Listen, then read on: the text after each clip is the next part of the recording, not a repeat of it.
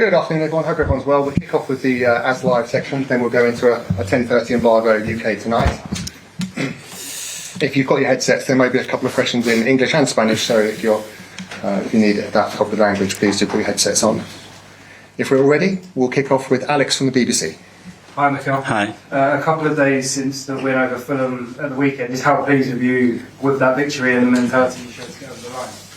Well, very happy, obviously, and especially after international breaks, when you know that you have to again align and regroup everybody, and you could tell that in the first 10 minutes that we were a bit still getting that rhythm. But afterwards, I think watching the game back, that we deserve to win the game. There are things to improve, but we take the win and we move on now for the Champions League match. And just a question on fitness. Pierre Hincapie trained before the match against Fulham, but wasn't in the squad. Saw him on the pitch earlier. Is he available for tomorrow? Yeah, he will be available, and I think that game came a bit too early for him, so he had another 2 very good sessions, and now he's ready to go. Coming up against Diego Simeone tomorrow, either one of the world's best managers. How highly do you rate him? Well, at the highest level. I mean, I think what he's done since he got to Atletico has been outstanding. Not only what he have achieved, but the way he's done it. I think the identity that he has created to the club, to the team, the spirit, I think they are very simple and clear to identify, and that's because the manager is very much them. And that's extremely difficult to achieve for a short period of time, and to do it for 14 years, I think he's been there now. It's something incredible. So, yeah, a pleasure to meet him.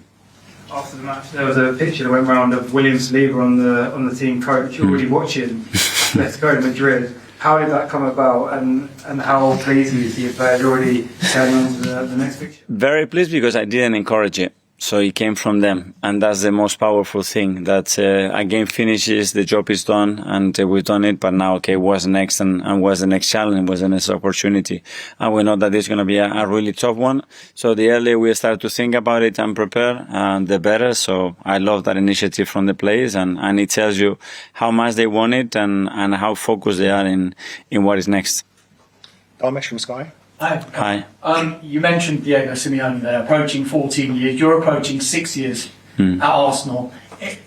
Do you look at Simeone as maybe an inspiration and maybe something that you'd like to do at this club?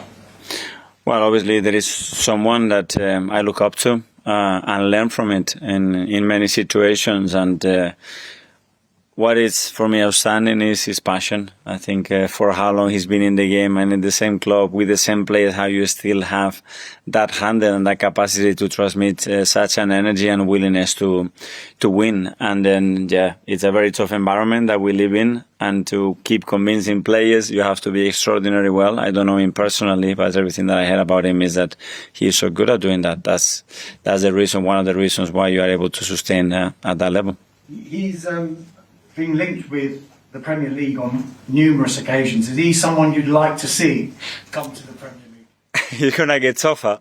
We have enough and super good managers here, so I don't know. That will be completely up to him. If one day he wants to experience that, what I can say is that what I've seen, and after analysing the team, how well they are coached. Just reflecting on your last 3 games in the Premier League, there's 1 point from those 3 games last season. You've got 9 out of 9 this time. What's changed, and what lessons have you learned, not just from those games, but from last season?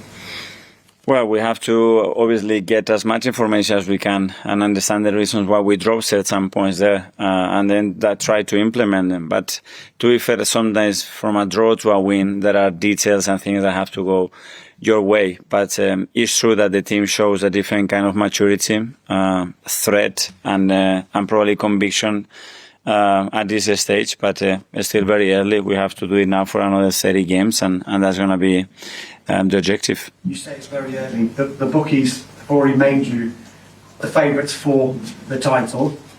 Do you embrace that? And do you think you are the favourites? The only thing that I embrace is when I see the team, the energy, the temperature, the commitment, and the quality that they can deliver, that it gives me that conviction that we can go all the way. But that's it. That's just a feeling that the next day you have to prove it, the next training session you have to prove it, and nothing else, and we cannot be busy thinking about those topics. Thank you. Simon Standard. Mikel, just on carrying on with Simeone, when you started here, did you look at the way Atletico, how he sort of moulded the club's culture and his image, and you took from that something you wanted to do when you tried to mould the culture here? No, I think I got that done more through my experiences and my beliefs, and especially my understanding of Arsenal and this football club I am experiencing here. Because I think to put different contexts to this one, it's extremely difficult. And at the end, I think you have to be authentic to your belief, your way of dealing with people, especially, which is the most important thing when you talk about culture. And slowly, you have an idea, and you have to, after through that, sometimes change a little bit the trajectory to understand what is the best for the club. I just wanted to ask you one on the defence. Obviously, the numbers have been incredible this season. We've seen Gabriel Heinze, who joined in the summer. We see a lot in the warm-ups and working with the defenders, very animated. What's he sort of brought to the defence this season, and what's he like as a coach that he's added to your service? Well, I think that's something very, very collective with all the coaches, with the players, with their commitments as well. And Gabi added something different, that willingness to will, I think. And we've seen that obviously through his career, that experience to win and to elevate somebody's level and ambition and drive to the highest limit. And he's extraordinary at that. Tom, Football London. Hi, Mikel. Of course, one of your main title rivals of the weekend failed to win, Liverpool against Manchester United. Do you ever notice on the training field after one of your main rivals has failed to win that your players perhaps have a bit more of a spring in their step during a training session? I haven't noticed that, but obviously there is a lot of narrative afterwards. But that's it. I mean, every game in this league, it's a must win and a very difficult game to win. And we all, I think, very appreciative of that. So you don't get carried away with any of that. And just on Diego Simeone as well, when you come up against a manager who's been in place for such a long period of time, does that in any way make your preparation for perhaps what you might expect from them easier? Or because there's so much data and so much evidence, does that in some ways make it harder to prepare for a game? Well, on this one, I think the hardest thing is the time that you have, basically a day when you can't really do much to prepare that. Obviously, understanding and the time that we have spent to analyze them and understand that. They have evolved as well for the team that they were probably a year ago to now, and how they can change as well in relation to the context of the match, which is something very specific for this team. And in order to after prepare the best way, you want to give them everything, but how you're able to simplify the information and make it as concrete, as clear as possible, for being in the best position to implement what we want to do tomorrow. James, ESPN. Hi, Mikel. Hi. Can you just give us an insight into what makes Diego Simeone's team so difficult to play against and break down? Well, first of all, the willingness to win. You can sense that in every single ball, in every single yard, the way they play. So it's about how they compete, and then after how they play. And I think there are two very different things. And in order to after analyze what they are, the level of organization is really high. The level of discipline is really high. And then they have acquired a lot of talent throughout the years that are very specific for the needs and the way they want to play. And they are very, very, very good at exploiting those opportunities. As Darwish said, he has been linked with a move to the Premier League for years. I mean, do you think he could be successful? Do you think what he does in Spain in the Champions League could work in?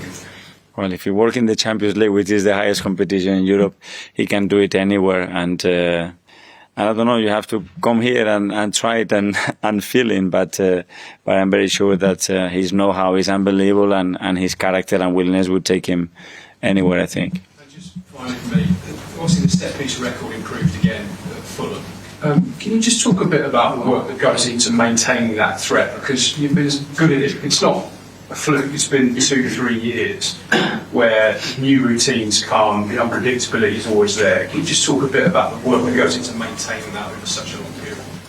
Well, keep evolving and keep improving. It's a system that when you put it in place, the system has to learn every single day, every single game to become better. and that's in relation to the players that we have and what we learn from ourselves, and as well what we learn from the opposition, and try to be as consistent as possible. And in order to do that, you have to give importance to certain topic to become really important. We try to do that in the way that we share the time and the focus in game preparation, and then is delivery. With Gabriel Heinze, you just said before about his willingness to win, and he's obviously won a lot of tasks in his playing career. In the drills, he's often one-on-one with the players before and after the games. What does he kind of bring to the table in terms of the one-on-one scenarios with players? That experience, I mean, somebody tells you if you do that, you're going to be successful, and you know that he's done it and he's been successful, it's a lot of credibility there. And how have the players reacted to him? He's obviously a very passionate person. How have the players reacted? It's a question for me. My feeling is that they already love him, which is normal, but the rest of the coaches is the same. They are all very different characters, but the relationship and the bond that we have with the players, I think it's unique, and I think that's something very, very powerful in a team. Okay, I think we'll take a few questions in Spanish now. Spanish in the back? Sí. Yeah. Sí, yeah. Mikel, Hola. quería preguntarte un poco, traerte un poco hacia el verano de 2024, cuando estaba Mikel Merino entre dos clubes, el Atlético y Arsenal. ¿Cómo conseguís que Mikel al final termine en el Arsenal? No lo sé, yo puedo hablar de lo que intentamos transmitirle a Mikel, de lo que queríamos hacer, del proyecto, del rol que iba a tener con nosotros, y porque creíamos que para él era un lugar ideal donde se iba a sentir feliz y realizado con las calidades que tiene. Luego los demás, obviamente había rumores de muchos equipos, al final tomó la decisión de venir aquí y nosotros felices. ¿Por eso le llamaste personalmente para que viniera con vosotros? Yo siempre intento conocer todo sobre el jugador, no solo eso, sino su entorno también, pero creo que igual que yo, todos los entrenadores. Hola. Me gustaría preguntarte por Gabriel Heinze, Ajá. porque no hay jugador con tantos minutos en esta temporada por Arsenal y dos viajes muy largos para él en Brasil. Llegó, jugó contra Fulham. ¿Qué rol, qué papel de liderazgo Gabriel tiene hoy? Bueno, para nosotros es un jugador fundamental, uno de nuestros capitanes, y creo que se lo ha ganado a pulso. Creo que hay un ejemplo muy bueno, aparte de los viajes que hizo y del esfuerzo que hizo para estar el día del Fulham en las mejores condiciones, que empezó el partido sin ser su mejor versión. Y a partir de ahí cómo creció, y eso demuestra madurez, demuestra mucha personalidad, y al final influye en el resultado de una manera muy importante con el cabezazo que pone en el gol de Leo. Hola. Has hablado bastante en inglés de Simeone, pero quería preguntarte por esos puntos en común y diferencias entre el proyecto que ha creado Simeone en el Atlético de Madrid, que tiene un equipo ganador, y lo mismo que se sostuvo aquí en el Arsenal. Bueno, no lo sé, porque hay que conocer muchos detalles. La percepción mía es de admiración y el nivel de consistencia a nivel de resultados, de identidad, de trabajo, lo que transmite tanto el club como el equipo durante tantos años, algo de una dificultad tremenda, y me imagino porque él es muy bueno, porque estará rodeado de gente muy buena alrededor, y porque al final ha inculcado dentro del club esa mentalidad que se sostiene en el tiempo. Hola, Mikel. Hola. Javier Peña de Hincapie. Llegáis líderes, solo 3 goles encajados en Premier, en Champions también no habéis encajado goles. En toda la temporada habéis perdido una vez contra el Liverpool. No sé si el equipo llega en el mejor momento para acercarse al Atlético. Bueno, creo que estamos en un momento bueno, pero luego vamos a enfrentarnos a otro rival que nos va a exigir muchísimo, y mañana vamos a tener que demostrar que estamos en el mejor momento. Y al final esto va de lo que viene después. Sabemos el rival que vamos a tener delante, tenemos perfectamente claro lo que queremos hacer y la dificultad de ello, pero el estado emocional del equipo ahora mismo es bueno. Okay, last two in this section. Firstly, Francis. ¿Qué tal, Mikel? Hola. Desde Televisión, preguntarte, entendiendo que Atlético Madrid es un colectivo y que tal vez desde el envío anímico cambió a partir del derbi, pero un jugador relevante, y no hay que ser lujo, pero Julián Álvarez, ¿qué nos puede decir un futbolista como Julián Álvarez que está dando un nivel superlativo para aparecer en esta temporada en específico? Bueno, tiene uno, tiene varios. Has puesto uno en particular que ya hemos visto lo que ha hecho, porque lo teníamos muy cerquita aquí en Manchester hace muy poquito, y lo que ha hecho con la selección está claro. Al final, para competir y para alcanzar el nivel que han alcanzado ellos, a nivel individual necesitas jugadores que marquen la diferencia, y ellos tienen varios de esos. Okay, finally in the As Live section.